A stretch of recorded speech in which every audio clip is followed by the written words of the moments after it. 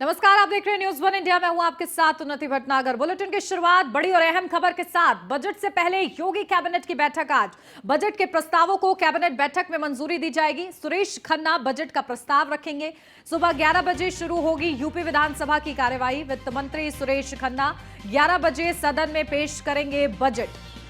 तो आज बजट का दिन है। उत्तर प्रदेश वासियों की निगाहें इस पर टिकी हुई हैं कि बजट में उनके लिए क्या खास होगा। लेकिन बजट से पहले कैबिनेट बैठक होगी जहां वित्त मंत्री सुरेश खन्ना बजट का प्रस्ताव पेश करेंगे। बजट को मंजूरी मिलने के बाद सदन में यह बजट पढ़ा जाएगा आम जनता के लिए। तो आज इस बजट में क्या कुछ खास है, सबकी निगाहें इसी पर टिकी हुई हैं। 2024 से पहले यह बजट है, ऐसे में चुनावी बजट इसे माना जा रहा है। 7 लाख करोड़ का यह बजट अनुमानित किया गया है। अनुमान लगाया जा रहा है कि 7 लाख करोड़ का होगा।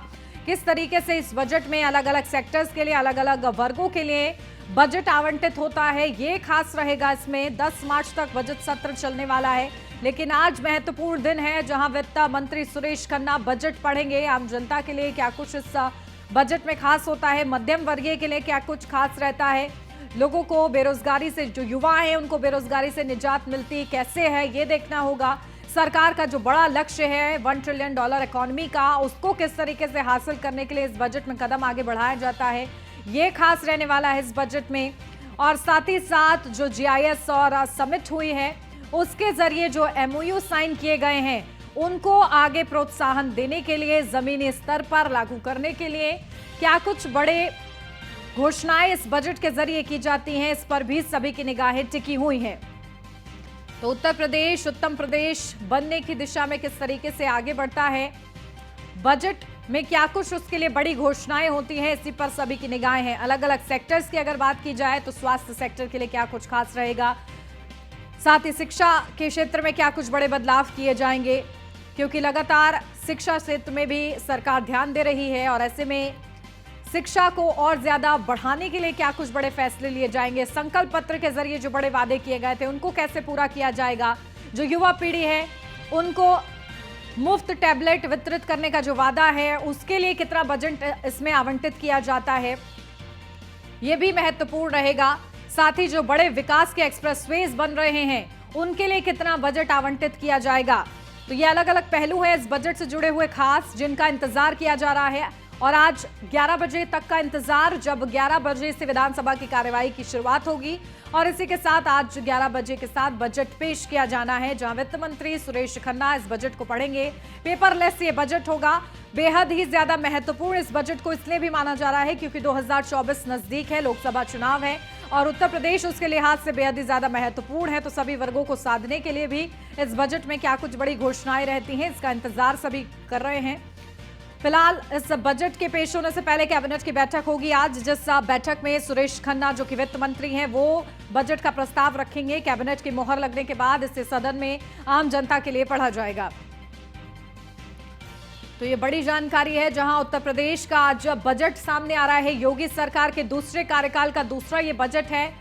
महत्वपूर्ण ये बजट, इसमें क्या कुछ बड़ी घोषणाएं हैं इसके बारे में जिक्र कर रहे थे हम कि इसके जरिए मध्यम वर्गीय को क्या फायदा होगा, किस तरीके से अलग अलग वर्गों को फायदा मिलेगा, अलग अलग सेक्टर्स को क्या फायदा दिया जाएगा। जिस तरीके से विकास की बात की जा रही है, चाहे जेवर एयरपोर्ट की ही बात क्यों ना कर ले, अलग अलग जो विकास के काम हैं जो कि अभी शुरू हुए हैं उनको रफ्तार देने के लिए क्या कुछ डोज इसके जरिए दी जाती है, बजट डोज, ये देखना महत्वपूर्ण रहेगा। फिलहाल वित्त मंत्री सुरेश खन्ना बजट आज पेश करेंगे। 11 बजे का इंतजार करना होगा। 11 बजे ये बजट पेश किया जाना है। लेकिन उससे पहले इंतजार किया जा रहा है, जो तमाम प्रतिक्रियाएं मिल रही हैं वो यही है।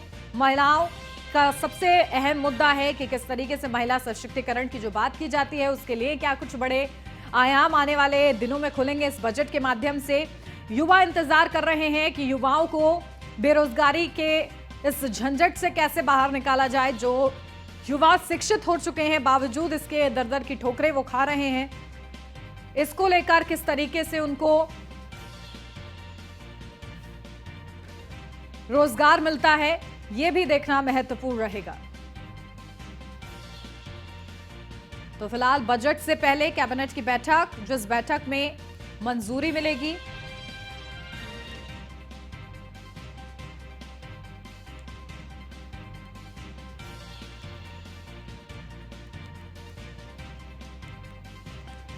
और चलिए सीधा रुख करते हैं ग्राउंड जीरो से। हमारे संवाददाता हमारे साथ जुड़ गए हैं, विवेक पांडे प्रयागराज से हमारे साथ जुड़ गए हैं, प्रिया राणा नोएडा से हमारे साथ जुड़ गए हैं, गाजियाबाद से जितेंद्र गौतम हमारे साथ जुड़ गए हैं और इसी के साथ संदीप मिश्रा हमारे साथ लखनऊ से जुड़ गए हैं। सबसे पहले संदीप का रुख करते हैं। संदीप, क्या कुछ जानकारी, देखिए किस तरीके से हलचल तेज हो रही है, क्योंकि कैबिनेट की बैठक भी है बजट से पहले और बजट का सभी इंतजार भी कर रहे हैं।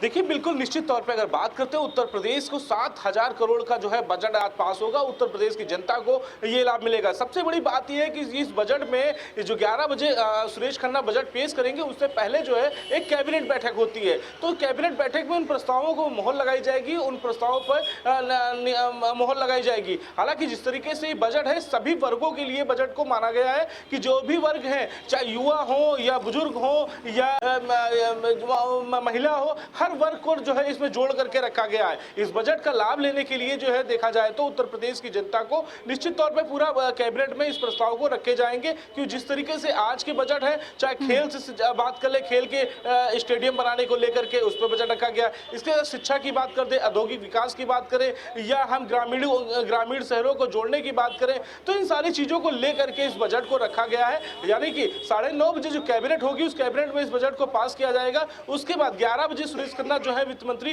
वो विधानसभा में इस बजट को पेश करेंगे और उसके बाद से उत्तर प्रदेश की जनता को देख करके ही इस बजट को रखा गया है कि सभी वर्गों को एक साथ रखा जाए और सभी वर्गों को एक साथ रख करके सभी को एक साथ लाभ मिल सके। तो इसी कड़ी को देखा जाए तो आज के बजट जो है काफी खास होने वाला है। युवाओं को सबसे ज्यादा फोकस किया गया है इस बजट के अंतर्गत, क्योंकि औद्योगिक विकास को अगर बात करते हैं उसको वहां जोड़ा गया है, शिक्षा को जोड़ा गया है। इसके साथ साथ अगर हम बात करें बेरोजगारी के मुद्दे को लेकर के जो लगातार विपक्ष जो है हंगामा कर रहा था, बेरोजगारी के मुद्दों को रखा गया। अभी ग्लोबल इन्वेस्टर मीट हुई है, इस मीट में किस तरीके से लोगों को जोड़ेंगे, तो ये काफी महत्वपूर्ण माना जा रहा है आज का बजट। बिल्कुल, अलग अलग वर्गों के लिए, सेक्टर्स के लिए किस तरीके से बड़ी राहतें रहती है, संदीप ये देखना होगा। बने रहिएगा आप हमारे साथ। प्रिया राणा नोएडा से हमारी संवाददाता जुड़ी हुई है। प्रिया, क्या कुछ जानकारी, देखिए आपके पास मैं लोग भी देख पा रही हूँ, किस तरीके से वो उम्मीदों के साथ बैठे हैं और 11 बजे का इंतजार कर रहे हैं कि बजट में उनके लिए क्या खास होगा?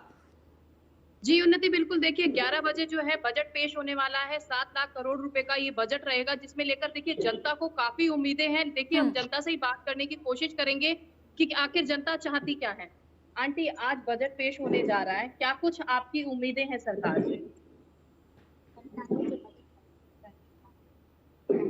कोई कंट्रोल नहीं है, शिक्षा पर कोई छूट नहीं है, स्वास्थ्य व्यवस्था ऐसी हो रही कि ज्यादा खर्चा हो रहा है, दवाइयाँ इतनी महंगी हैं कि हॉस्पिटल जाने में भी डर लगता है। फैकल्टी में कोई भी छूट नहीं है और घर का बजट तो वैसे ही डगमगाया हुआ है।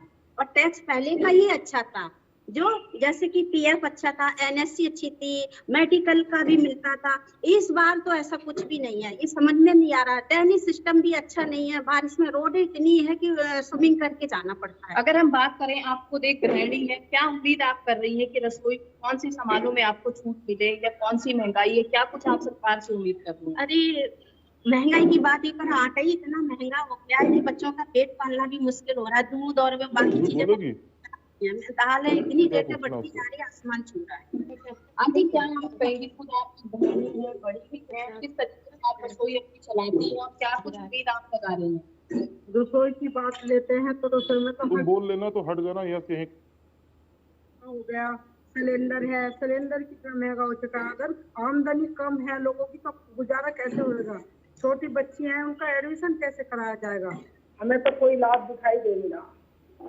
देखिए, यहाँ पर महिलाएं हैं जो ये बोल रही हैं, सबसे ज्यादा जो इनका ध्यान है वो है इनकी रसोई की तरफ, क्योंकि देखिए गृहिणी जो है सबसे ज्यादा अगर वो छूट की उम्मीद कर रही है तो अपनी रसोई के लिए कर रही है, क्योंकि देखिए लगातार जिस तरीके से सिलेंडर की महंगाई है, क्या कुछ आप आंटी कहेंगी? क्योंकि देखिए पहले जनता की लगातार सब्सिडी की बात थी, अब सब्सिडी लोगों को नहीं मिल रही है, सिलेंडर लगातार महंगे हैं, आम जनता देखिए बहुत ज्यादा महंगाई है, नौकरियां लोगों के पास है नहीं। क्या सरकार से आप उम्मीद कर रही है कि युवाओं के लिए नौकरियां, कुछ युवाओं के लिए तो आजकल इससे कल करके आगे पहुंचते हैं, उनकी नौकरी तो बिल्कुल भी नहीं है, बच्चे परेशान हो रहे हैं और कुछ कुछ तो सुसाइड भी कर रहे हैं।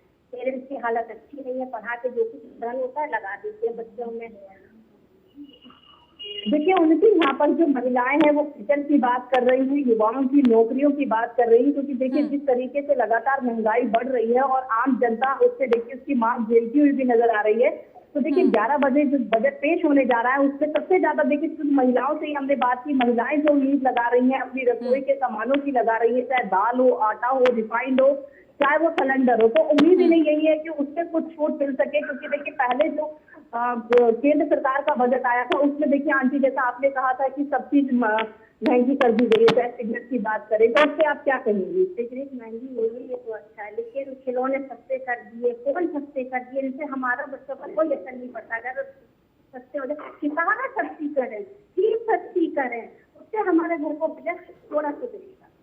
देखिए यहाँ पर जो महिलाएं हैं उम्मीद लगाई रही हैं कि स्कूलों में जो फीस है, फीस स्ट्रक्चर थोड़ा कम हो, किताबों पर छूट हो, क्योंकि देखिए युवा जब तक पढ़ेगा नहीं देश आगे नहीं बढ़ेगा। तो देखिए बहुत मिडिल क्लास लोग ऐसे भी हैं जो सरकारी स्कूलों में भी पढ़ाते हैं, लोग उम्मीद लगा रहे हैं सरकार से। अब देखिए 11 बजे जब बजट पेश होगा तो देखते हैं क्या कुछ सौगात युवाओं और महिलाओं को मिलती हुई नजर आती है। जी उन्नति। बिल्कुल ठीक है प्रिया, बने रहिए आप हमारे साथ। गाजियाबाद से जितेंद्र गौतम हमारे साथ जुड़े हुए हैं। जितेंद्र, क्या कुछ जानकारी गाजियाबाद वासियों की, क्या कुछ प्रतिक्रिया आपको मिल रही है? सुबह से ही किस तरीके से वो उत्साहित हैं बजट के लिए?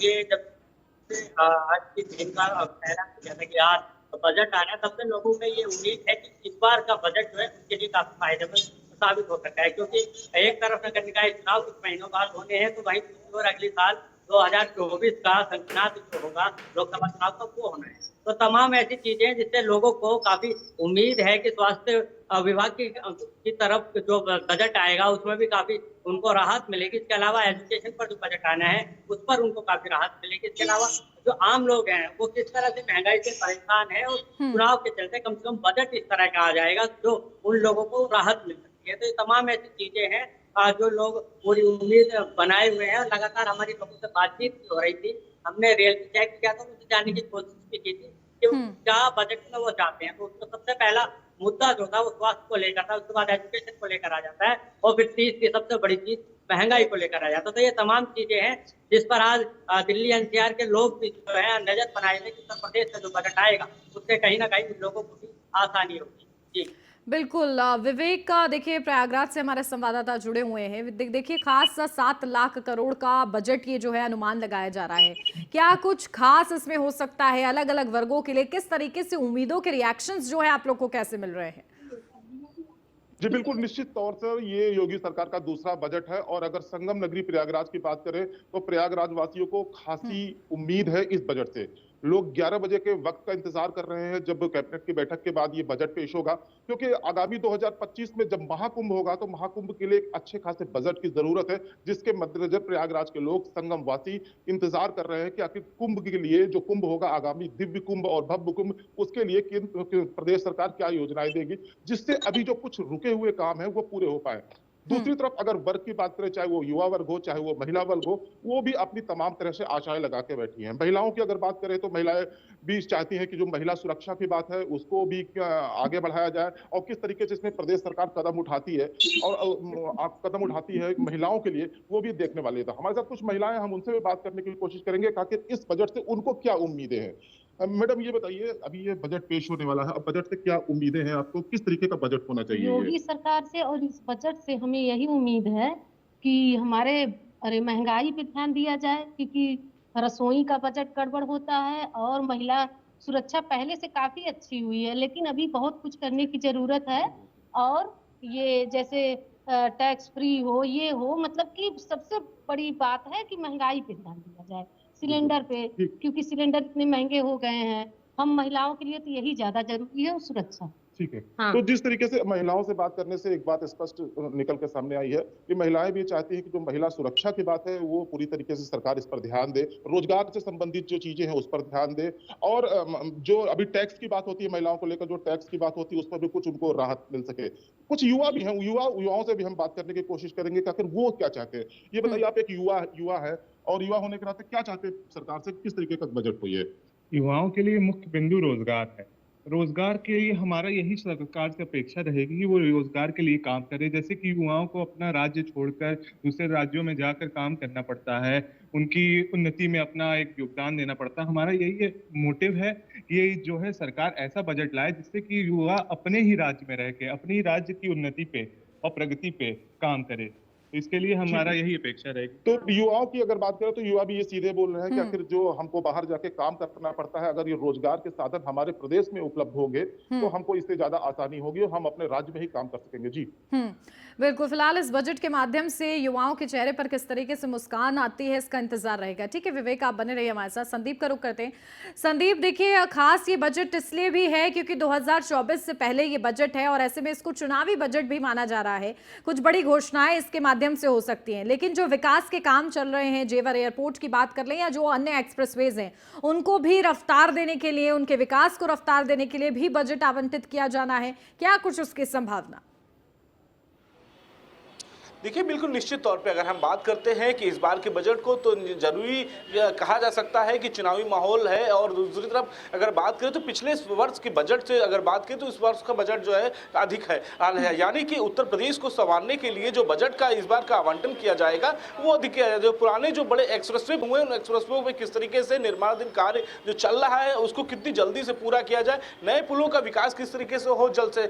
वहीं अगर नदियों की अगर बात करें तो नदियों को लेकर के भी बजट इस बार पेश होने वाला है। जल शक्ति को, पीडब्ल्यूडी को, आवास विकास को और विकास प्राधिकरण को, तो निश्चित तौर पे जो ये विकास कार्यों को आगे बढ़ाने की रफ्तार होगी उसमें उसको तेजी लाने के लिए इस बजट को काफी माना जा रहा है। इसके साथ साथ युवाओं के प्रति जो है, जिस तरीके से युवाओं के प्रति बेरोजगारी का एक माहौल जो बना हुआ था, विपक्ष लगातार उस पर हमलावर था। विपक्ष का कहना था कि लगातार लोग बेरोजगार घूम रहे हैं, लोगों को नौकरी नहीं मिल रही, तो इस पे भी फोकस किया जाएगा क्योंकि ग्लोबल इन्वेस्टर मीट अभी हाल ही में हुई है और इसका परिणाम भी इस बजट में देखने को मिलेगा। यानी कि इस बजट के माध्यम से जो है युवाओं को भी रोजगार मिलने की संभावना जताई जा रही है। इसके साथ साथ स्टेडियम, उत्तर प्रदेश में कुछ स्टेडियम बनाए जा रहे हैं और जेवर एयरपोर्ट की अगर बात करें तो जेवर एयरपोर्ट जैसे बड़ा जो विकास कार्य जो रुका हुआ है उसमें और तेजी लाने के लिए इस बजट को काफी महत्वपूर्ण माना जा रहा है। हालांकि 9:30 बजे के आसपास जो है कैबिनेट होगी उत्तर प्रदेश की और उस कैबिनेट के बाद से प्रस्ताव जो है पहले कैबिनेट में पास होंगे, उसके बाद विधानसभा में वो प्रस्ताव पटल पे रखे जाएंगे। तो निश्चित तौर पे जो ये आज के जो बजट होगा वो उत्तर प्रदेश के सभी वर्गों को जोड़ करके बनाया जाएगा और सभी वर्ग उसमें जो है सम्मिलित रहेंगे, जिससे कि युवा भी परेशान न रहे और बुजुर्गों को भी लाभ मिलता रहे। महिलाओं के प्रति अगर बात की जाए तो महिलाओं के प्रति जो है उनको भी जो है काफी ज्यादा लाभ मिलने की उम्मीदें जताई जा रही है इस बजट से। और ऐसे में ये बजट जब 11 बजे पेश होगा तो आखिर बहुत सी ऐसी चीजें होंगी जो युवाओं और बेरोजगारों इन सबके साथ जोड़ करके आगे उत्तर प्रदेश को आगे बढ़ाने का काम करेगी। जो पुराने बड़े एक्सप्रेसवे बने हुए हैं जिन पे काम अभी चल रहा है उनको कितनी जल्दी पूरा किया जाएगा उस बजट के प्रावधान में वो भी रखे जाएंगे।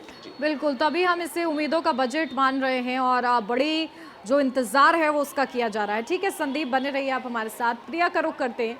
प्रिया, देखिए विकास के कार्यों को लगातार रफ्तार दी जा रही है और जिस तरीके से आप महिलाओं से भी वहां बात कर रही थी, महिला सशक्तिकरण पर भी खास जोर दिया जा रहा है, लेकिन महिलाओं के लिए जरूरी है उनकी रसोई। उसके लिए वो इंतजार कर रही हैं कि उनको उस वहां पर कैसे आराम मिलता है, क्योंकि पूरा जो घर खर्च है वो कहीं ना कहीं गृहिणियां चलाती हैं, तो वो किस तरीके से संभाले उसको, उनकी क्या कुछ राय है, क्या कुछ प्रतिक्रिया है इसको लेकर? जी बिल्कुल, देखिए महिलाएं तो यही उम्मीद लगाए हुए बैठी हैं कि जो उनकी रसोई है, क्योंकि देखिए वो गृहिणी है, तो वहां पर कुछ सस्ता होता हुआ नजर आए। क्योंकि देखिए लगातार जिस तरीके से पेट्रोल और डीजल के दाम बढ़े तो पूरे महीने का बजट इनका बिगड़ता हुआ नजर आता है। इनसे ही हम बात करने की कोशिश करेंगे। आंटी क्या कहेंगे, जिस तरीके से आपने कहा पेट्रोल और डीजल के दाम बढ़े या इलेक्ट्रिकल गैजेट जो है वो सस्ते किए गए थे, क्या आप कहेंगे किस तरीके से आप अपना खर्चा चलाते हैं?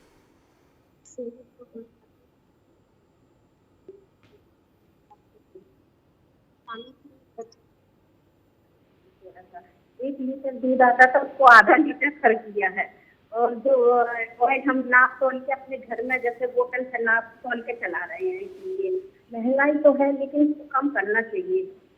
देखिए यही उम्मीद लगा रही है कि जिस तरीके से पेट्रोल डीजल के दाम बढ़े हैं, अपना वो घर खर्च किस तरीके से चलाती है उन्होंने बताया। आगे किस तरीके से आप कटौती करेंगी अगर मान लीजिए महंगाई बढ़ती है, आप कह रही है महंगाई बढ़ गई है, किस तरीके से आप अपना घर खर्च चलाएंगी? क्योंकि देखिए अभी जो सैलरियां हैं वो तो बढ़ती हुई नजर नहीं आ रही है।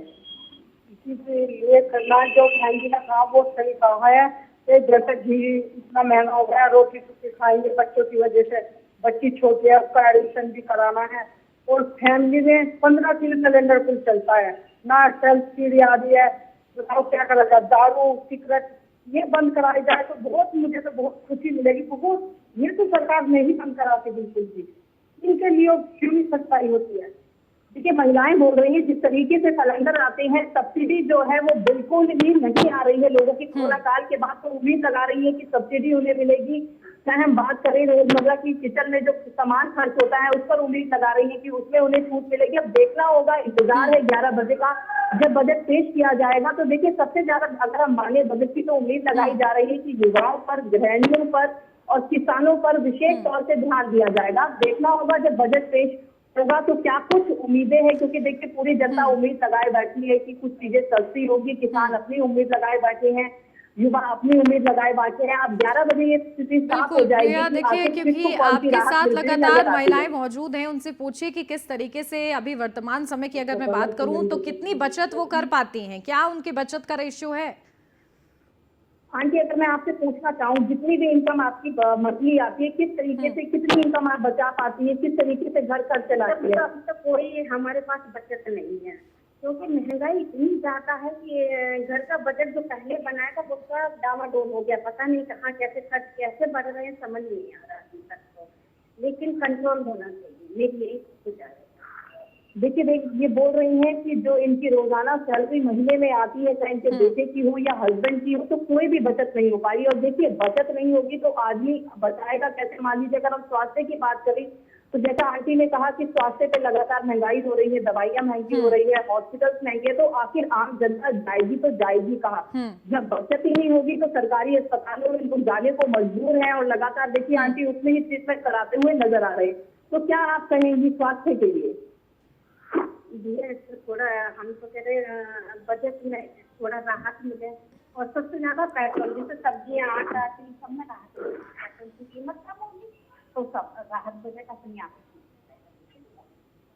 सबसे ज्यादा उम्मीद महिलाएं लगा रही है कि पेट्रोल और डीजल के दामों अगर थोड़े बहुत ही अगर घटते हुए नजर आए। बिल्कुल, बजट में ये भी ध्यान देने की जरूरत होगी किस तरीके से लोग बचत जो है अपनी कर पाएं, बजट ऐसा हो जो कि उनको उनके चेहरों पर मुस्कान लेकर आए। आप सभी का बहुत शुक्रिया खास हमारे साथ जुड़ने के लिए। और अब बढ़ते आगे, बात करते हैं सीएम योगी आदित्यनाथ के ट्वीट की, जहां बजट को लेकर उन्होंने ट्वीट किया है। लिखा है कि आजादी के अमृतकाल के प्रथम वर्ष में आज प्रस्तुत होने जा रहा नए उत्तर प्रदेश का बजट राज्य के सामाजिक, आर्थिक और सांस्कृतिक विकास के इतिहास में नए स्वर्णिम अध्याय जोड़ेगा। निस्संदेह ये बजट आदरणीय प्रधानमंत्री जी के विजन के अनुरूप प्रदेश के गांव, गरीब, किसान, नौजवान व महिलाओं समेत समाज के हर तबके के हितों की पूर्ति करने वाला होगा।